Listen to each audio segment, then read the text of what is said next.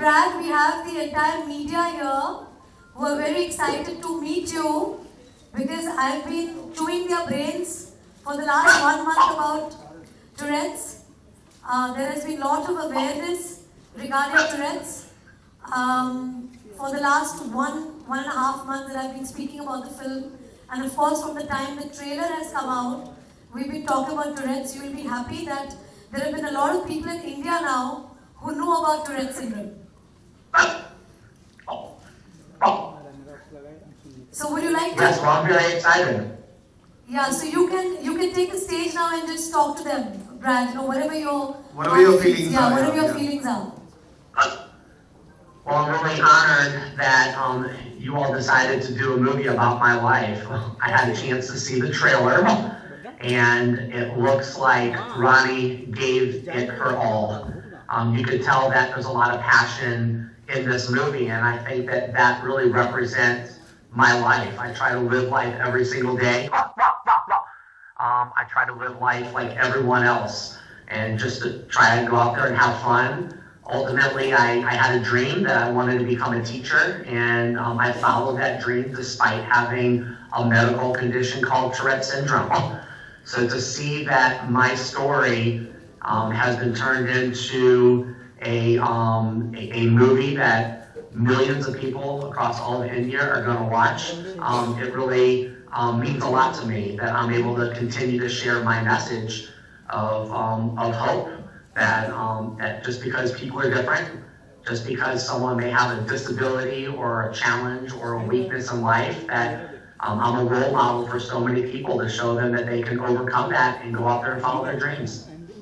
Fantastic. Guys, who would like to ask a question to Brad?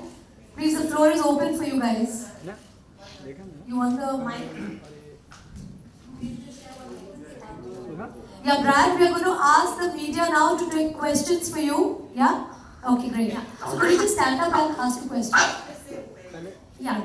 My name is Arudhanya. I'm from Indo-Asian News Service. And my question is, sir, you're living with this syndrome, right? And you made it your strength. So I want to know how this syndrome actually kind of impacted your life, and therefore you wrote a book about it.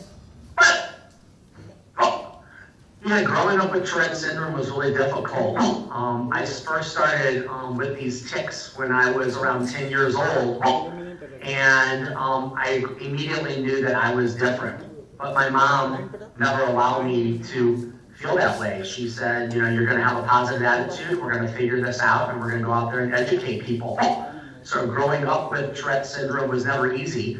I was the outcast. I was often the kid in the corner that other students didn't want to be around, and the teachers didn't want to deal with me. And growing up, I just knew that school could be different, that life could be different, and I wanted to go out there and make a difference in the life of other kids. So from an early age, I knew that I wanted to be a teacher. So I went out there and followed my dream to become a teacher, and then once I grew up and I experienced being a teacher for a while, I knew that I needed to share my story. I knew that my story was one that people with disabilities, if they had Tourette syndrome or any other challenge in life, that they needed to see that they could overcome the challenge. And so that's why I decided to write the book for another class, how Tourette syndrome gave me the teacher that I never had. Because I didn't have a teacher that really believed in me.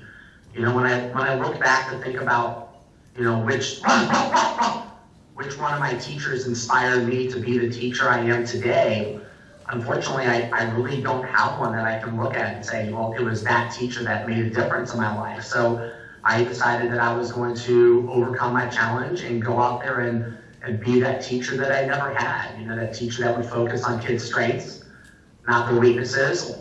I wanted to be that teacher that would give kids pats on the back for doing good things. And ultimately, I want to be that teacher that would tell those kids that I will be there for you. When no other teacher wants to be there for you, I want to be that teacher that will be there for you, that will believe in you, because I know what it's like. I know what it's like for a teacher not to believe in their students, and I refuse to let that happen in my classroom.